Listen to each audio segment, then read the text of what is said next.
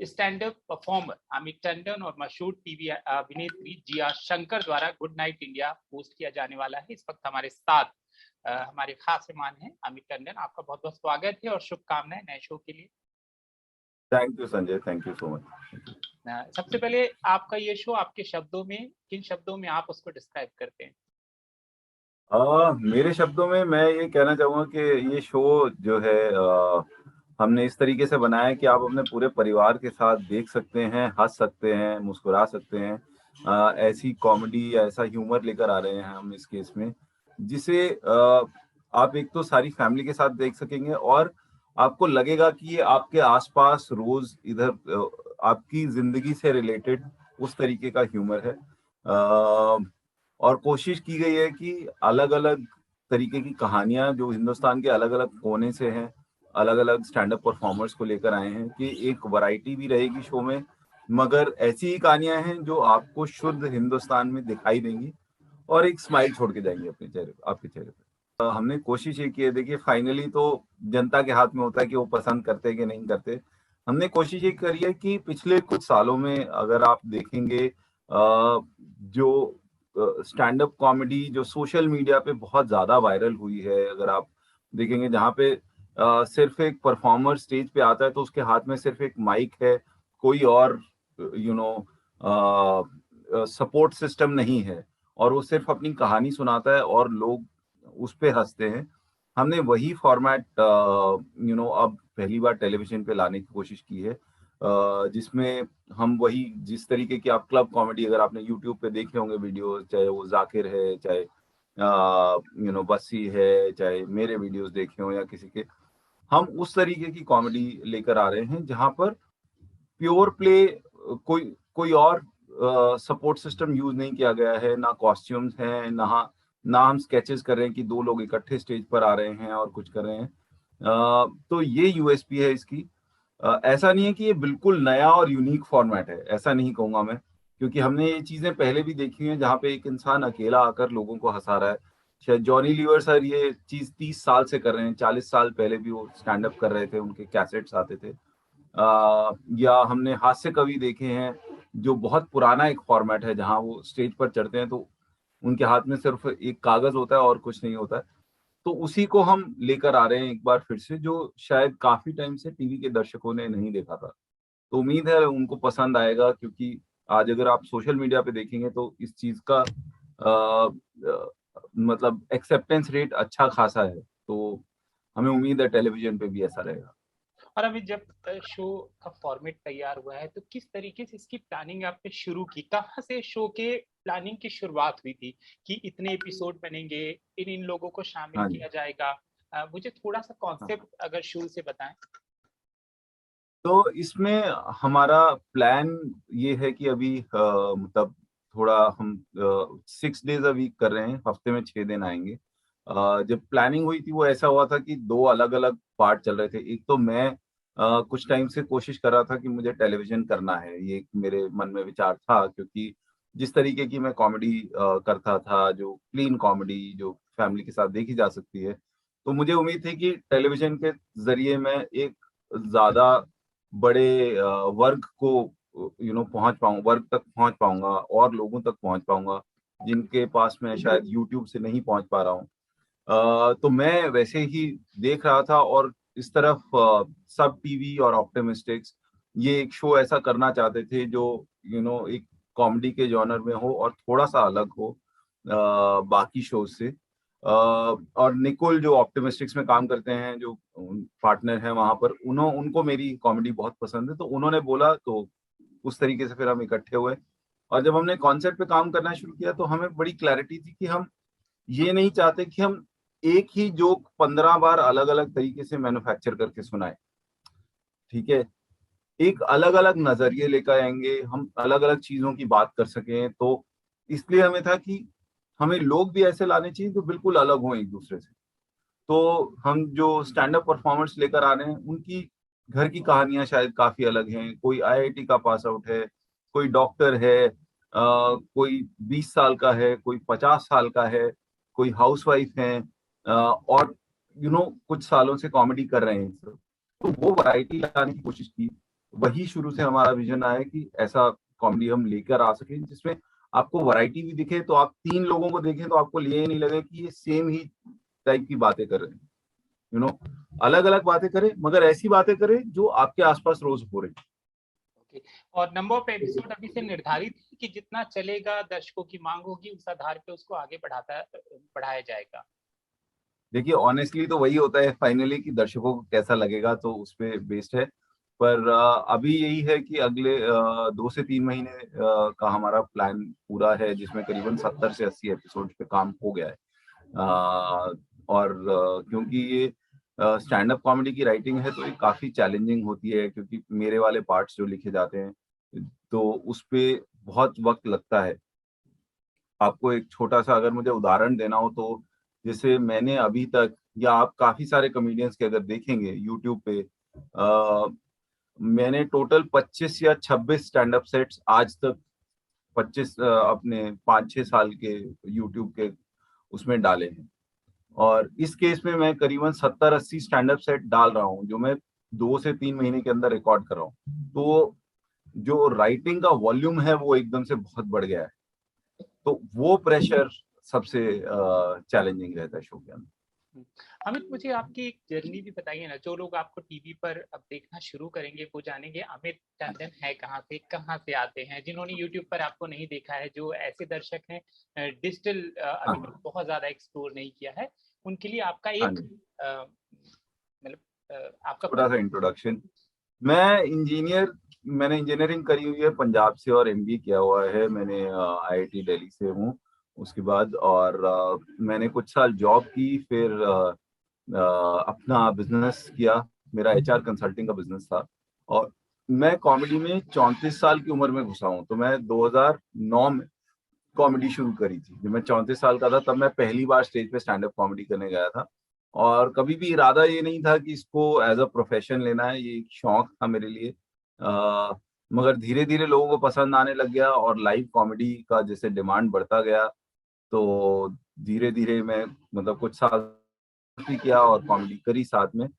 Finally 2016 में जब videos release करने शुरू किए मैंने, तो उसके बाद इतना प्यार मिला, इतनी डिमांड हुई कि 2016 और 17 के बीच में मैंने करीबन 15-16 कंट्रीज में परफॉर्म किया जाके। यूएस किया, यूके में करा, कनाडा करा, ऑस्ट्रेलिया, न्यूजीलैंड और बाकी दुबई वगैरह बहुत सारे देशों में परफॉर्म।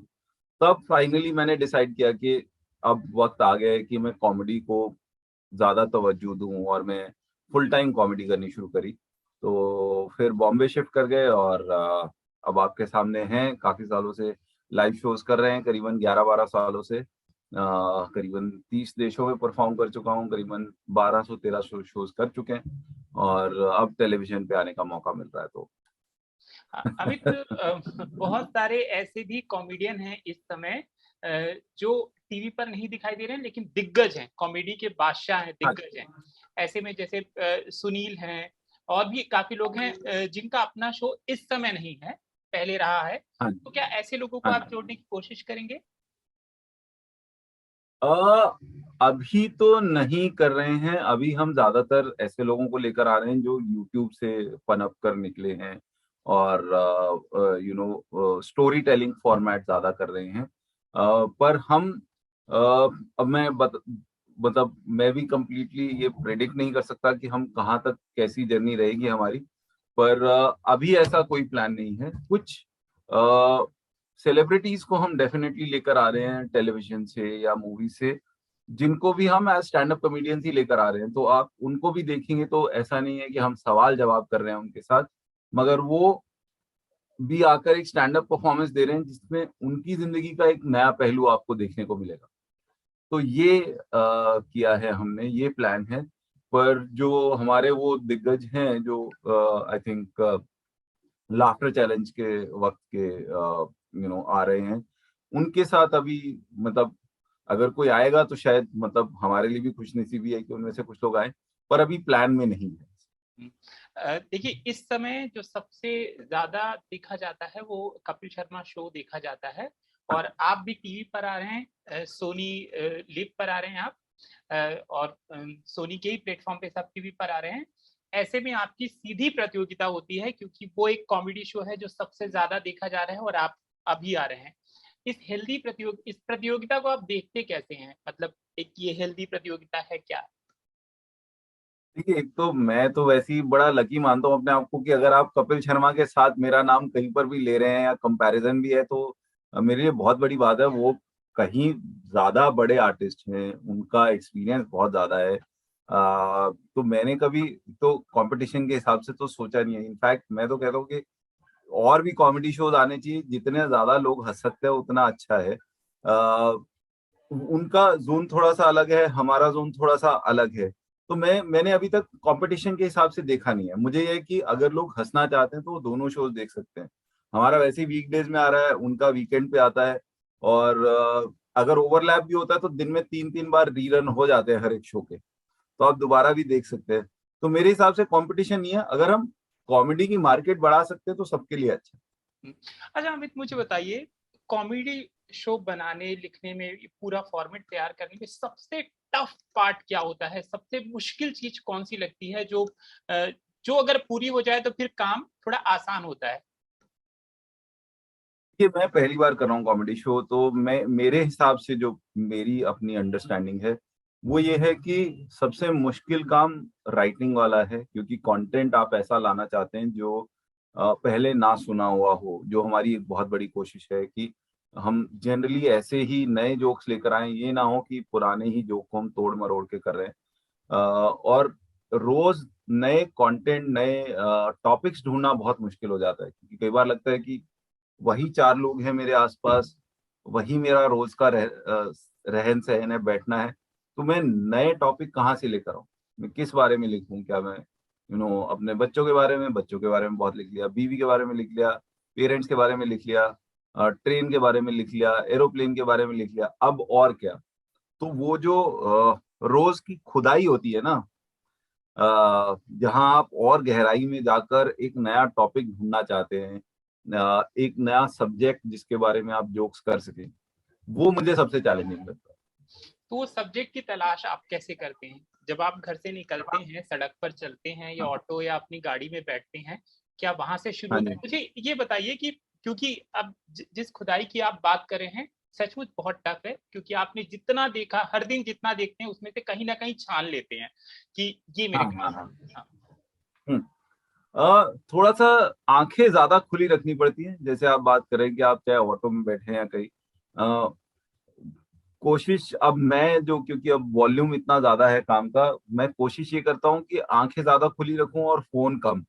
क्योंकि जितना इंसान फोन में घुस जाता है उतना आपको दुनिया दिखनी बंद हो जाती है। और एक जो तरीका मैं और इस्तेमाल करता हूँ, जो मतलब मैंने जिसके बारे में पढ़ा था, मेरी अपनी इजाद नहीं है, कि एक ये लिस्ट बनाते रहो कि क्या क्या चीजें आपको इरिटेट करती हैं, कौन कौन सी चीजों से आप खफा होते हैं, कौन सी चीजें ऐसी हैं जिनसे आपको गुस्सा आता है या देख के लगता है कि ऐसा क्यों हो रहा है। उन चीजों की अगर आप लिस्ट बनाएंगे, उसमें सबसे ज्यादा कॉमेडी निकलेगी। कि आप जब लिफ्ट में चढ़ रहे हैं तो आपके साथ लिफ्ट का बटन दबाया जा रहा है।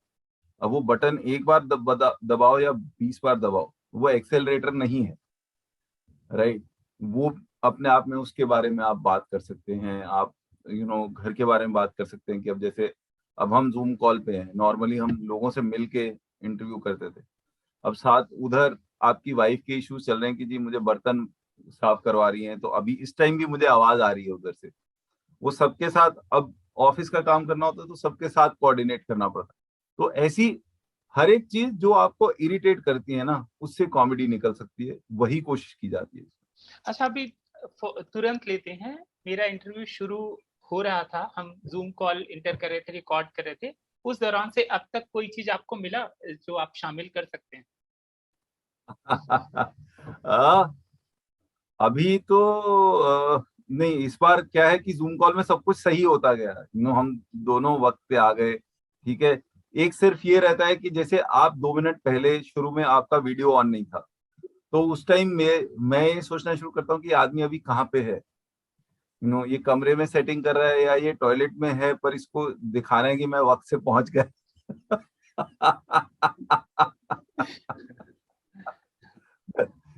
तो वो थोड़ा चलता है कि अभी कमरे में तो है पर शायद ये कपड़े बदल रहा है अभी, इसलिए इसने वीडियो ऑफ करा हुआ है। तो मैं वो भी जरूर देखता रहता हूँ कि जो आदमी वीडियो ऑफ करके बात कर रहा है वो वीडियो ऑन क्यों नहीं कर रहा है। तो वो अल्टरनेटिव आदमी सोचता है, तो वो सब चीजें दिमाग में। और कोई सवाल जो आपको लगता है ये सवाल मैं कभी शामिल कर सकता हूँ? मैंने कई सवाल पूछे कि सब सिंपल था, बहुत अच्छा जा रहा था। हाँ जी, आप ये पूछ लीजिए कि कितने बजे आएगा और कितने दिन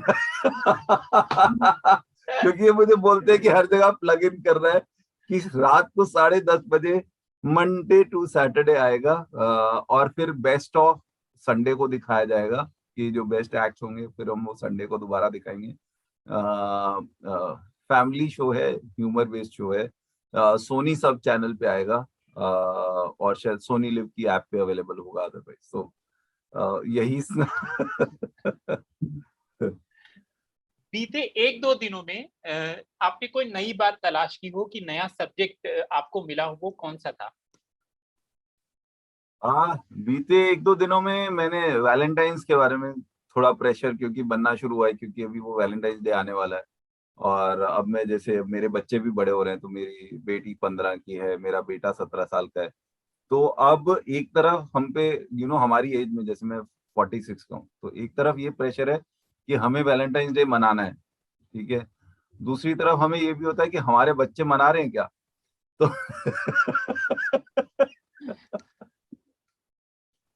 तो दोनों एंड पे ध्यान रखना पड़ता है। तो और अब वो बढ़ भी गया है। पहले क्या होता था, जैसे सिर्फ 14 फरवरी मनाई जाती थी, अब 7 फरवरी से शुरू हो जाता है वो उनका हग डे, किस डे, पता नहीं क्या क्या, वो teddy bear day, rose day, propose day, ये बहुत सारे दिन शुरू हो गए। तो अब शादी के बाद 8 दिन प्यार सेलिब्रेट करना बड़ा मुश्किल होता है। मतलब 8 दिन अगर आप ना लड़ो तो खुद ही लगता है जैसे शादी ना सही चल नहीं रही। घर वालों को भी शक हो जाता है, बच्चे भी देखते हैं कि 8 दिन से पेरेंट्स आपस में नहीं लड़े हैं, उनको भी लगता है कि कहीं तीसरा वारिस तो नहीं आने वाला हमारा।